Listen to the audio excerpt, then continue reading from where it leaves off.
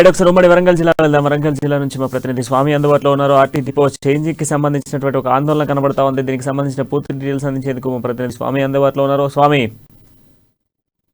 ప్రణయ్, మొత్తానికి చూసుకుంటే ఉమ్మడి వరంగల్ జిల్లాలో కూడా అత్యధిక జనాభా ఉన్న ప్రాంతం. మరి అందులో భాగంగానే హన్మకొండ జిల్లా చూసుకుంటే పరకాలకు హన్మకొండ ఒక గుండెకాయ లాంటిది పరకాల. ఆ పరకాలలోని ఒక ఆర్టీసీ డిపో గతం నుంచి అప్పటికి ఏజెన్సీ ప్రాంతాల వారికి కూడా వ్యాపారం చేయడానికి కూడా హన్మకొండ సిటీ రావడానికి కూడా మెయిన్ గా ఒక గుండెకాయ లాగా ఆర్టీసీ డిపో పనిచేసి, కానీ మొత్తానికి చూసుకుంటే ఆర్టీసీ డిపోను ఎత్తివేయడానికి ప్లాన్ చేస్తున్నారని కూడా సన్నగ్ధాలు చేస్తున్నారు. ఆర్టీసీ యజమాని సన్నగ్ధాలు చేస్తున్నారని చెప్పి కూడా స్థానికులు పార్టీలకు అతీతంగా కూడా ఇవాళ ఉగాది పండుగను కూడా లెక్క చేయకుండా కూడా రోడ్డు మీదకి వచ్చి పార్టీలకు అతీతంగా ధర్నాను నిర్వహించడం జరిగింది. మొత్తానికి చూసుకుంటే ఆర్టీసీ యజమాని దిగొచ్చే వరకు కూడా ధర్నాను విరమించలేదు.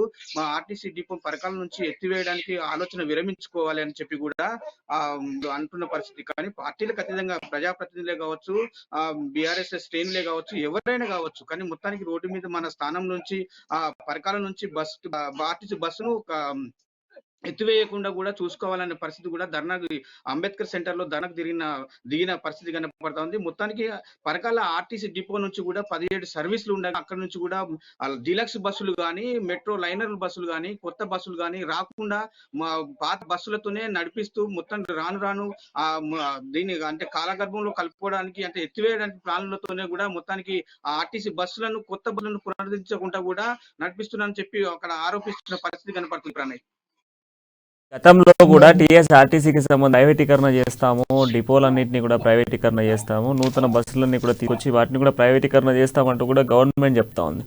సో ఈ తరహాలోనే ముందస్తుగానే పరకాలకు సంబంధించినటువంటి డిపో ఎత్తివేతకు ప్రయత్నాలు అనుకోవచ్చు ఇదంతా.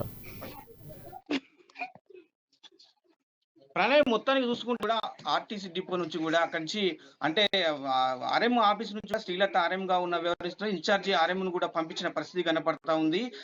అక్కడ ఆర్టీసీ డిపో అంటే దాన్ని కూడా చల్ల ధర్మారెడ్డి, స్థానిక శాసనసభ్యులైన చల్ల ధర్మారెడ్డి కూడా విషయం తీసుకునే ఉఠావుటిన ధర్నా చేసే ప్రజాప్రతినిధులు కావచ్చు, స్థానికులు కావచ్చు, వారి దగ్గరికి చేరుకొని మొత్తానికి ఆ ధర్నాను విరమించడానికి కూడా ఆర్టీసీ యజమాన్యంతో ఒప్పందం కుదుర్చుకున్న తర్వాతనే కూడా మేము ధర్నాను విరమించేస్తామని కూడా చెప్పిన సందర్భం కనపడుతుంది. ఇక్కడ చల్లా ధర్మారెడ్డి మాత్రం ఆర్టీసీకి యజమాని సంబంధించిన వారిని కూడా అక్కడికి స్థానిక ధర్నా చేసే కార్యక్రమాన్ని కూడా ప్రతినిధులను పిలిపించుకొని కూడా మాట్లాడడం జరిగింది. అక్కడ నుంచి కూడా 17 సర్వీసులకు పునరుద్ధరించాలి, ఇక్కడ నుంచి కాళేశ్వరం కానీ, కరీంనగర్ కానీ, గోదావరి కని కానీ పోవడానికి కూడా ఇక్కడ నుంచి సర్వీసులు ఉన్నాయి. మొత్తానికి చూసుకుంటే కూడా ఈ ఆర్టీసీ డిపో నుంచి కూడా మేము పొద్దుగా నైట్ ఆల్ సర్వీస్ కూడా రద్దు చేసిండు. అక్కడ నుంచి భూపాలపల్లి నుంచి వచ్చే బస్సులను కూడా ఇక్కడ నుంచి మేము 8 గంటలకు సన్నకార వ్యాపారస్తులు కానీ సిటీకి హన్మకొండ గ్రేటర్ వరంగల్ పోవడానికి కూడా చాలా ఇబ్బందులు పడుతున్నాం. 8 గంటల వరకు బస్సుకు వెయిట్ చేయాల్సి వస్తుంది. కాబట్టి ఆ 17 సర్వీసులను పునరుద్ధరించాలని చెప్పి కూడా